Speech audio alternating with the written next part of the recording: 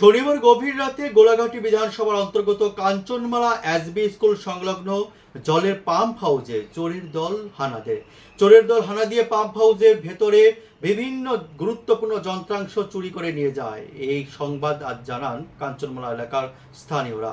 আজ সকালেই যখন পাম্প অপারেটর অফিস খুলে দেখেন যে এভাবে লণ্ডভণ্ড অবস্থায় পড়ে রয়েছেন, তিনি চিৎকার শুরু করেন এবং এলাকাবাসীদের ডাক দেন। পরবর্তী সময় থানায় মামলা দায়ের করেন।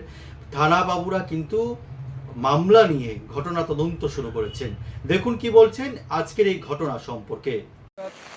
আমি কাঞ্চনমালার প্রধান কাজী দাস। আজকে সকালবেলা হঠাৎ করে আমরা দেখতে পাই যে আমাদের যে এখানে কাঞ্চনমালা এসডি স্কুল সংলগ্ন যে এলআই মেশিনটা আছে, এটা কিছু সামগ্রী চুরি হয়।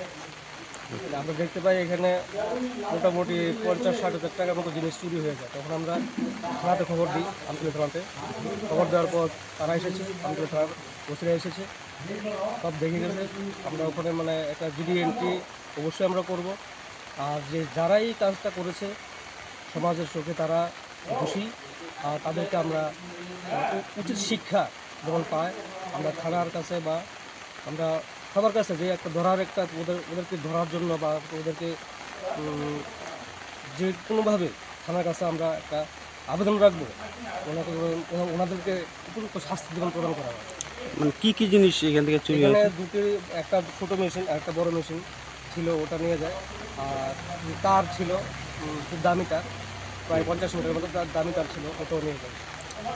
মানে আর কখনো কি এই ধরনের না, এরকম আর কখনো হয়নি, এটাই প্রথমবার হয়েছে।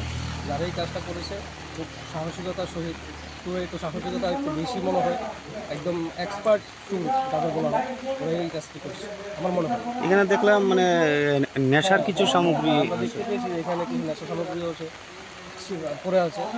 যারা এই কাজটা করেছে ওরা মনে হয় একটু আনন্দ ফুর্তি করে তারপরে কাজটা করছে।